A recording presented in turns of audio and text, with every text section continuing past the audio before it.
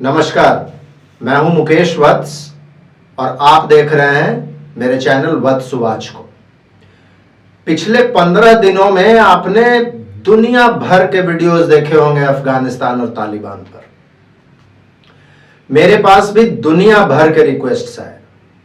इसका भारत पर क्या असर पड़ेगा, क्या यह तृतीय विश्व युद्ध की तरफ ले जाएगा हम लोगों को, इस्लाम का क्या होगा, हिंदुइज्म का क्या होगा, पता नहीं क्या क्या। जिस समय अफगानिस्तान न्यूज में नहीं था और सभी चीज ठीक चल रहा था, उस समय में मैंने अफगानिस्तान पर वीडियो बनाया था। जून में मैंने वीडियो बनाया था, वो वीडियो उपलब्ध है। उस समय में मैंने कहा था कि तालिबान काबिज हो जाएगी अफगानिस्तान पर। आप उस वीडियो को देख सकते हैं। आज एक प्रश्न कुंडली को लेकर आया हूं जो 25 अगस्त को रोहिणी रॉय जी ने पूछा है, और यह प्रश्न है, क्या नॉर्दर्न अलायंस तालिबान को एक प्रभावी चुनौती दे पाएगा? क्या इंटरनेशनल कम्युनिटी नॉर्दर्न अलायंस को सपोर्ट करेगी? यह प्रश्न 25 अगस्त का दिन बुधवार को पूछा गया है। मेरे पास यह प्रश्न 4:11 दोपहर में आया है। रोहिणी रॉय जी ने जापान से, क्योटो से पूछा था यह प्रश्न। इस प्रश्न को देखिएगा तो यह धनु लग्न का प्रश्न है। 22 डिग्रीज 29 मिनट्स का लग्न है। लग्न का नक्षत्र राइजिंग पूर्वाषाढ़ है। ड्यूअल लगन है, लेकिन 22 डिग्री का लगन है, इसलिए इसका झुकाव चर राशि के तरफ यानी कि मकर राशि की तरफ है। धनु राशि के तीसरे दृष्टांत में यह प्रश्न आ रहा है। धनु राशि का तीसरा दृष्टांत क्या कहता है? यह एक मेल यानी कि पुरुष संज्ञक है। यह मृगछाल या सिल्क का वस्त्र पहना हुआ रहता है। यह एक बहुत ही चालाक लीडर होता है अपने ट्राइब का, अपने कबीले का। इसके हाथों में हथियार होता है। यह एक राज सिंहासन पर बैठा हुआ व्यक्ति को दिखाता है। इस व्यक्ति के लंबे बाल एवं दाढ़ी होते हैं। इसका कंप्लेक्शन गोल्डन होता है और साथ ही यह मेरिटोरियस और वर्चुअस होता है। इस डिस्क्रिप्शन को देखकर आप लोगों को समझ में आ गया होगा यह नॉर्दर्न अलायंस से मेल खाता है या नहीं। लंबे बाल, दाढ़ी, leader of the tribe, meritorious और वर्चुअस, हाथों में हथियार, सिंहासन पर बैठा हुआ, ये सब चीज कहीं ना कहीं नॉर्दर्न अलायंस के डिस्क्रिप्शन को मैच कर रहा है। आप यदि धनु राशि को भी देखिएगा तो धनु राशि का सिंबल क्या है? धनु राशि के सिंबल में आप देखिएगा एक आधा घोड़ा और आधा मनुष्य का शरीर, हाथों में तीर और कमान। धनु राशि कहीं ना कहीं फोर्ट यानी कि किला को दिखाता है, किलेबंदी को दिखाता है। धनु राशि ऐसे व्यक्तियों को रिप्रेजेंट करता है जो हथियार चलाने में माहिर हों। धनु राशि युद्ध की राशि मानी जाती है, खास करके धर्म युद्ध की राशि। धनु राशि मिलिट्री कैंटोनमेंट्स को भी दिखाता है। सो ये भी कहीं ना कहीं इस प्रश्न को सार्थक दिखा रहा है कि यह प्रश्न सही है। और इसको डेप्थ में जाकर देखते हैं। धनु राशि एक पृष्ठोदय राशि है। पृष्ठोदय राशि का मतलब जो पीछे से जिसका उदय होता। जब कोई पृष्ठोदय साइन की राइजिंग हो तो यह प्रश्न के लिए बहुत अच्छा नहीं माना जाता। सो ये एक नेगेटिव साइन है। पहला दोनों साइन पॉजिटिव था, ये साइन नेगेटिव है। थोड़ा और डेप्थ में जाते हैं। बुधवार का दिन है और 4:11 में यह प्रश्न पूछा गया है, यानी कि शनि के होरा का यह प्रश्न है। शनि के होरा काल में जब प्रश्न पूछा जाए तो वो भी बहुत अच्छा नहीं होता। उसका मतलब होता है failure in efforts and loss of wealth, यानी कि जो एफर्ट लिया जाएगा उस एफर्ट का सार्थक रिजल्ट नहीं निकलेगा। सो ये नॉर्दर्न अलायंस के लिए बहुत अच्छा साइन नहीं दिख रहा है। थोड़ा और देखते हैं। आप इस कुंडली को देखिएगा तो लग्न भी ड्यूअल है, यानी कि द्विस्वभाव है, चंद्रमा भी द्विस्वभाव राशि में है, और सूर्य फिक्स्ड साइन में है, यानी कि DDF, ड्यूअल ड्यूअल फिक्स्ड। जब भी प्रश्न कुंडली ऐसा बने तो यह भी बहुत अच्छा नहीं होता है। इसका अर्थ निकलता है loss of happiness and well being, यानी कि नॉर्दर्न अलायंस के लिए यह प्रश्न बहुत ही खुशनुमा नहीं होने वाला है और उन लोगों की परिस्थितियां बहुत अच्छी नहीं रहने वाली है। कृष्णमूर्ति पद्धति से देखते हैं। कृष्णमूर्ति पद्धति से भी बहुत लोग प्रश्न कुंडली को एनालाइज करते हैं। सबसे पहले लग्न लॉर्ड को देखिए, जुपिटर वक्री है, यह बहुत अच्छा साइन नहीं है। जुपिटर धनिष्ठा नक्षत्र में है, जो कि मंगल का नक्षत्र है, और मंगल कौन है इस कुंडली में? मंगल इस कुंडली का 12th लॉर्ड है, यह भी बहुत अच्छा साइन नहीं है। मंगल इस कुंडली के 9th हाउस में, भाग्य भाव में बैठा हुआ है। जब भी युद्ध से रिलेटेड कुंडली हो और कुंडली के भाग्य भाव में मंगल अफ्लिक्ट करे भाग्य भाव को, तो यह क्वेरिस्ट के लिए, यानी कि प्रश्न जिसके लिए पूछा गया है उसके लिए यह बहुत अच्छा साइन नहीं होता। सो ये भी कहीं ना कहीं नेगेटिव साइन है।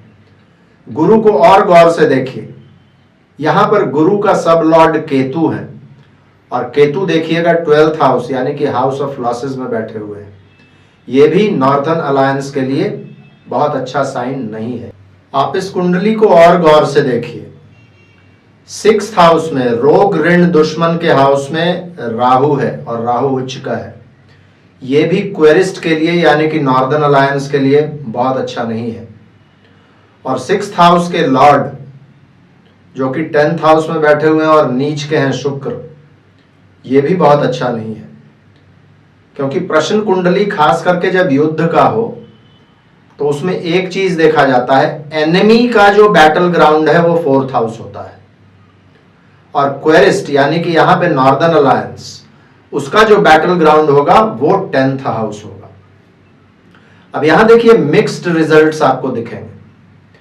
4th और 10th हाउस में दोनों में एक बेनिफिक प्लैनेट बैठे हुए हैं, लेकिन जब गौर से देखिएगा इस कुंडली के हिसाब से तो चंद्रमा और शुक्र दोनों ही मेलेफिक हैं, यानी ये जो बैटल ग्राउंड दोनों पक्ष के लिए है, पॉजिटिव और नेगेटिव दोनों है। सो तालिबान के लिए भी पॉजिटिव्स हैं और नेगेटिव्स हैं, और नॉर्दर्न अलायंस के लिए भी पॉजिटिव्स और नेगेटिव्स हैं। आप और देखिए इस कुंडली का 8th हाउस जो है वो शनि के द्वारा अफ्लिक्टेड है। जब ऐसी परिस्थितियां बनती हैं प्रश्न कुंडली में, तो जो क्वेरिस्ट है यानी कि यहां नॉर्दर्न अलायंस है, उसके लीडर की डेथ भी हो सकती है युद्ध में।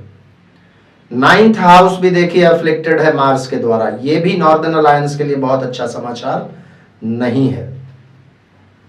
लेकिन इसमें कुछ पॉजिटिव्स भी हैं। यदि 4, 8, 11 और 12 यानी कि कर्क, वृश्चिक, कुंभ और मीन राशि किसी भी प्रश्न कुंडली का 4th हाउस होता है, और वह प्रश्न कुंडली यदि युद्ध से संबंधित होता है, तब क्वेरिस्ट की जीत होती है। यहां पर आप देखिए 4था हाउस मीन राशि है और वहां पर चंद्रमा है, उत्तरा भाद्रपद नक्षत्र में। सो नॉर्दर्न अलायंस का भी पक्ष ये स्ट्रांग बना देता है। सन एंड मून दोनों सोलर साइन में है, एक सिंह राशि में है और दूसरे मीन राशि में है, ये दोनों को सोलर साइन माना जाता है। यदि युद्ध से संबंधित प्रश्न कुंडली में चंद्रमा और सूर्य दोनों ही सोलर साइन में हो, तो ये क्वेरिस्ट के लिए, जिसके लिए प्रश्न पूछा गया है उसके लिए अच्छा होता है। सो ये भी नॉर्दर्न अलायंस के लिए एक पॉजिटिव साइन है। अभी तक आप देखिएगा जो रिजल्ट्स मिल रहे हैं उसमें तालिबान का पलड़ा भारी लग रहा है और नॉर्दर्न अलायंस का पलड़ा कमजोर लग रहा है। चंद्र की अवस्थाओं को यदि देखिएगा तो थोड़ा सा और आपको इसमें एक मिलेगा इंडिकेशन। चंद्रमा की जो स्थिति है ये 50वें चंद्र क्रिया में आता है, 50th चंद्र क्रिया में। और 50वां चंद्र क्रिया क्या कहता है? A person unhappy and distressed, यानी नॉर्दर्न अलायंस के लिए है। नॉर्दर्न अलायंस के लिए परिस्थितियां बहुत अच्छी नहीं है। वो भले ही बाहर से एक ब्रेव फेस पुट अप कर रहे हैं, लेकिन the situation is not good. यह 30वें चंद्रवेला में आता है, 30th चंद्रवेला में आता है चंद्रमा। इसका मतलब क्या होता है? Acting as per own will और विजडम। अब यहां पर प्रश्न कुंडली का एक प्रश्न यह भी था कि क्या इंटरनेशनल कम्युनिटी का इन लोगों को सपोर्ट मिलेगा। ये जो दूसरा चंद्रवेला जो चंद्रवेला है वो बता रहा है हम लोगों को कि अभी तक नॉर्दर्न अलायंस को बहुत ज्यादा सपोर्ट नहीं मिला है और वो अपने आप में ही अपने विवेक पर ही लड़ रहे हैं या अपनी स्थिति को बनाए हुए हैं। यह 10वें चंद्रावस्था में आता है। 10वां चंद्रावस्था क्या कहता है? गेटिंग मैरिड, यानी कि दोनों पक्षों की शादी हो जाएगी। यहां पर जाकर हम लोगों को एक इंडिकेशन मिलता है कि आगे जाकर क्या होने वाला है। आप गौर से इस प्रश्न कुंडली के 9th हाउस को देखिए तो वहां से भी आपको एक इंडिकेशन मिलेगा। 7th हाउस के लॉर्ड बुध 9th हाउस में बैठे हुए हैं, यानी कि नॉर्दर्न अलायंस के भाग्य भाव में बैठे हुए हैं। वहां पर मंगल भी बैठकर उसको अफ्लिक्ट कर रहे हैं, लेकिन सूर्य भी अपने घर में 9th हाउस में है। कहीं ना कहीं आगे जाकर या तो नॉर्दर्न अलायंस और तालिबान के बीच में कोई समझौता हो जाएगा, या फिर नॉर्दर्न अलायंस के बहुत सारे लीडर्स कॉम्प्रोमाइज हो जाएंगे और या तो वो तालिबान के साथ मिल जाएंगे या जगह छोड़कर चले जाएंगे। सो प्रश्न कुंडली का इंडिकेशंस आप स्पष्ट देखिए। नॉर्दर्न अलायंस की स्थिति यहां बहुत अच्छी नहीं है। इंटरनेशनल कम्युनिटी के हेल्प की बात है। इस प्रश्न कुंडली से एक चीज स्पष्ट है कि इंटरनेशनल कम्युनिटी हेल्प करेगी, लेकिन अभी फिलहाल इंटरनेशनल कम्युनिटी बाउंड्री पर खड़ा होकर सिर्फ स्थिति को देख रही है। इंटरनेशनल कम्युनिटी का अभी तक मीनिंगफुल हेल्प नॉर्दर्न अलायंस को नहीं मिलता हुआ दिख रहा है और ये इस प्रश्न कुंडली के लिए बहुत निर्णायक साबित हो सकता है। टाइमलाइंस क्या दिखते हैं इस प्रश्न कुंडली से? देखिए, प्रश्न मार्ग बहुत स्पष्ट कहता है कि यदि लग्न भी ड्यूअल द्विस्वभाव राशि हो और चंद्रमा भी द्विस्वभाव राशि में हो तो लग्न से लेकर चंद्रमा तक कितनी राशियां हैं उसकी गिनती कीजिए, उतने महीनों में दुश्मन पहुंच जाएगा। लेकिन बीच में यदि कोई प्लैनेट्स आते हैं चंद्रमा और लग्न के बीच में तो उनको भी आप कंसिडर करके देखिए। अब इस प्रश्न कुंडली के हिसाब से लगन के ठीक बाद शनि है, यानी कि 1 महीना। लगन से ठीक दूसरे भाव में गुरु है, यानी कि 2 महीना। और लगन से चौथे भाव में चंद्रमा है, यानी कि 3 और 4 महीना। और इंडिकेशन मिलेगा आप यदि इस प्रश्न कुंडली के नवांश को देखिए। प्रश्न कुंडली के नवांश में यदि कोई चर राशि की राइजिंग हो और चंद्रमा किसी स्थिर राशि में हो तो दुश्मन तुरंत पहुंचता है। आप देखिएगा, इस प्रश्न कुंडली का नवांश तुला लग्न का है और चंद्रमा वृश्चिक में है। एक चर राशि है, दूसरा स्थिर राशि है। और इस प्रश्न के पूछे जाने से पहले ही तालिबान और नॉर्दर्न अलायंस में झड़प हो चुका होगा, यानी कि दुश्मन एक बार तो उनके दरवाजे तक पहुंच चुका है और ये ऑनस्लॉट कंटिन्यूअस रहेगा।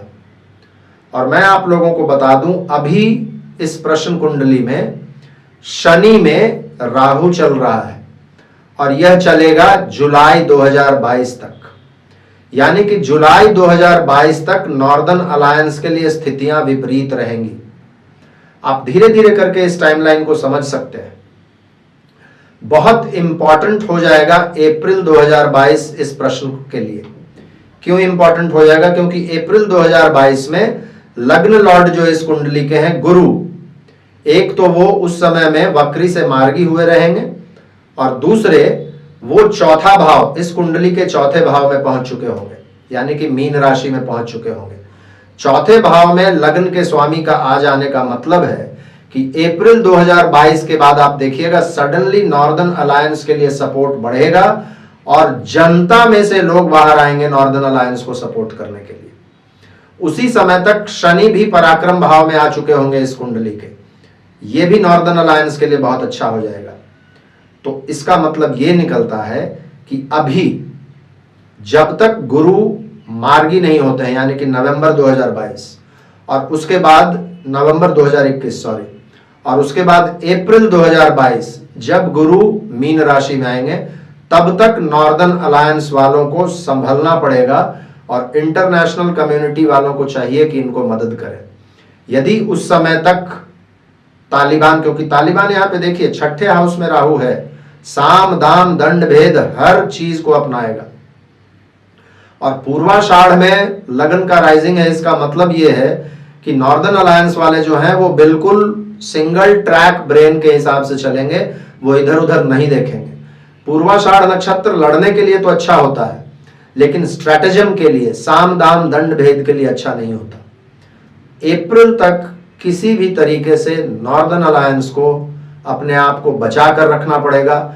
यदि अप्रैल तक नॉर्दर्न अलायंस खड़ी रह गई, अपने कुनबे को इन्होंने संभाल कर रख लिया अप्रैल 2022 तक, तो उसके बाद ये तालिबान पर भारी पड़ेगा। लेकिन अभी फिलहाल अप्रैल 2022 तक क्लियर कट तालिबान का बहुत ही इसमें अपर हैंड है।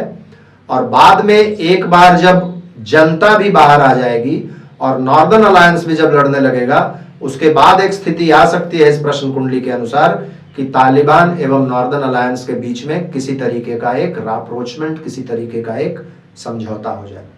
मुझे उम्मीद है आपको प्रश्न कुंडली का मेरा लॉजिक और मेरा जो कंक्लूजन है वो समझ में आया होगा। इसी तरीके के वीडियोस, लॉजिकल वीडियोस देखते रहने के लिए और समय से पहले प्रेडिक्शंस आपको मिलते रहे, इसके लिए आप मेरे चैनल को सब्सक्राइब अवश्य कर लीजिए और बगल के बेल आइकन को भी दबा लीजिए। मुझे उम्मीद है आपको आज का यह वीडियो मेरा अच्छा लगा होगा। यदि अच्छा लगा हो तो कृपया अपने फैमिली और फ्रेंड्स के बीच में शेयर कीजिएगा। बहुत सारे लोगों के मन में यह प्रश्न चिन्ह है कि अफगानिस्तान का आखिर क्या होगा आगे और इसका असर भारत पर क्या पड़ेगा। आज के लिए बस इतना ही, फिर से मिलते हैं अगले वीडियो में। तब तक के लिए बहुत बहुत धन्यवाद। हर हर महादेव। भारत माता की जय।